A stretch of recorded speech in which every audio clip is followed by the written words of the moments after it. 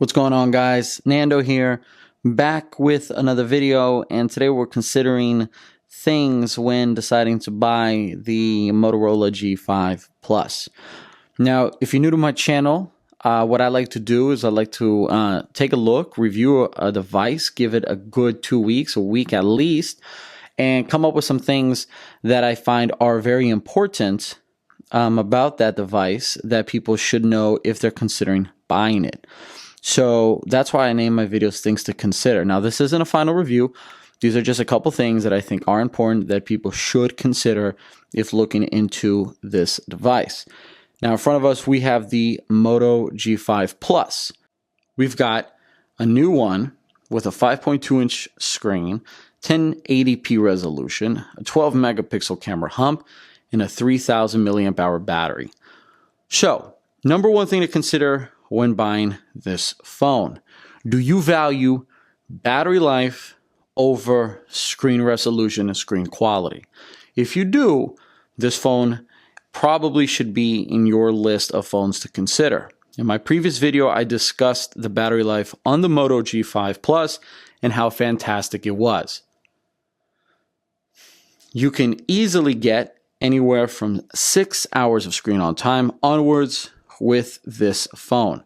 Now, the combination of a 3,000 milliamp hour battery and a 1080p screen and a processor that's not overtaxing, you can get those results all the time. So if you value battery life over screen resolution, the Moto G5 Plus is for you.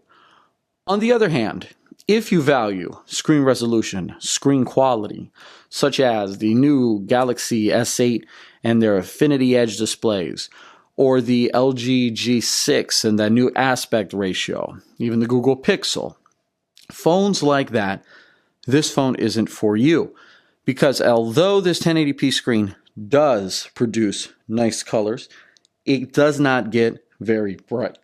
In front of us is a maxed out screen brightness. Now, maxed out screen brightness on this phone just does not produce the quality colors that, spoiled us with the likes of those Galaxies and those LGs, even the iPhones sometimes, things like that. This phone in max screen brightness is still hard to see outside in direct sunlight. It does not get dim enough. It doesn't get bright enough. It's a little weird. It's like kind of an in-between screen in terms of brightness and dimness and quality. It's not terrible. It's not great. It's okay. And okay these days for people that expect the best, the 2K displays, the 4K displays, the OLED displays. You're not going to get that with this Moto G5 Plus. Another thing to consider when getting this phone is this camera. Now, 12 megapixel camera does take very good pictures. And that's as much praise as I can give this camera, because this camera seems to overexpose. It seems to always over sharpen photos.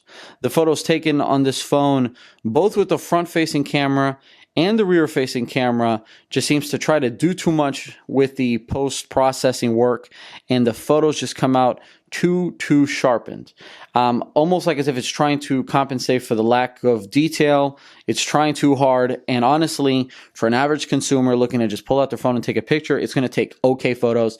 But if you're looking for something much better, something that can even remotely compete, and I'm not saying compete head-to-head, toe-to-toe with the iPhones and the Samsungs and LGs, but I'm saying maybe compete with the Huawei's out there, the Honors, the Axons, and I don't think this camera even competes with those budget, quote-unquote, mid-range phones.